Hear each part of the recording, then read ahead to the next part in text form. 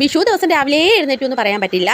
തലേദിവസം ഷോപ്പിൽ നിന്നൊക്കെ വന്ന് നമ്മൾ ലേറ്റായിട്ടായിരുന്നു കിടന്നത്. അതുകൊണ്ട് തന്നെ രാവിലെ ലേറ്റായിട്ടാണ് എഴുന്നേറ്റത്. എണീറ്റപ്പാടെ കുളിച്ച് വിളക്ക് കത്തിച്ചു. ഇതായിരുന്നു നമ്മുടെ വിഷുക്കണി ഒരുക്കിയത്. നിച്ചുകുട്ടനെ വിളിച്ച് കണിയൊക്കെ കാണിച്ചിട്ട് ഐശ്വര്യമായിട്ട് ദാണ്ടെ അടുക്കളയെ വന്ന് വെള്ളം അടുപ്പേ വെച്ചു. ഒന്ന് ചൂടായി വന്നപ്പോഴേ അരിയൊക്കെ അങ്ങ് ഇട്ട് കൊടുത്തു. നിച്ചുകുട്ടൻ രാത്രി ദാണ്ടെ പച്ചക്കറിയൊക്കെ ക്ലീൻ ചെയ്ത് വെച്ചിട്ടുണ്ടായിരുന്നു. ഇനി ജസ്റ്റ് ഒന്ന് അരിഞ്ഞെടുത്താൽ മതിയായിരുന്നു. അതൊക്കെ കഴുകി സാമ്പാറിനും അവിയലിനും ഉള്ളതൊക്കെ ദാണ്ടെ അരിഞ്ഞു വെച്ചു. കുട്ടൂട്ട് ദാണ്ടെ അടുക്കളയുടെ വാതൊക്കെ തന്നെ ഉണ്ടായിരുന്നേ. സാധാരണ ഞാനങ്ങനെ കാല് വെച്ചാൽ കാല് വന്ന് കിടക്കുന്നതാണേ.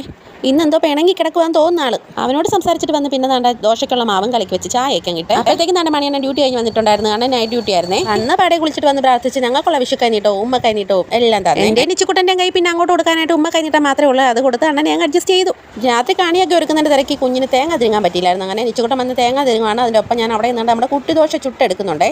അപ്പോഴേക്കും നമ്മുടെ അരിയൊക്കെ വെന്ത് ഊറ്റി വെച്ചിട്ട് ആ അടുപ്പിലേക്ക് ഞാൻ അവിയൽ വെച്ചിട്ടുണ്ട്. നിച്ചുകുട്ടൻ നാട്ടിലില്ലാത്തതുകൊണ്ട് വലിയ ആഡംബരങ്ങളൊന്നും ഇല്ലായിരുന്നു. രാവിലെ അമ്പലത്തിലൊക്കെ പോകേണ്ടതുകൊണ്ട് ഉച്ചക്കലത്തേക്ക് മീനൊന്നും എടുത്തില്ല. വെജിറ്റബിൾസ് മാത്രമായിരുന്നു. സാമ്പാറിന് കടുവും കൂടി വറുത്തുകൊണ്ട് ഇന്നത്തെ വീഡിയോ ഇവിടെ അവസാനിപ്പിക്കാൻ. ബാക്കി വിശേഷങ്ങൾ അടുത്ത വീഡിയോ കാണാം. Bye bye.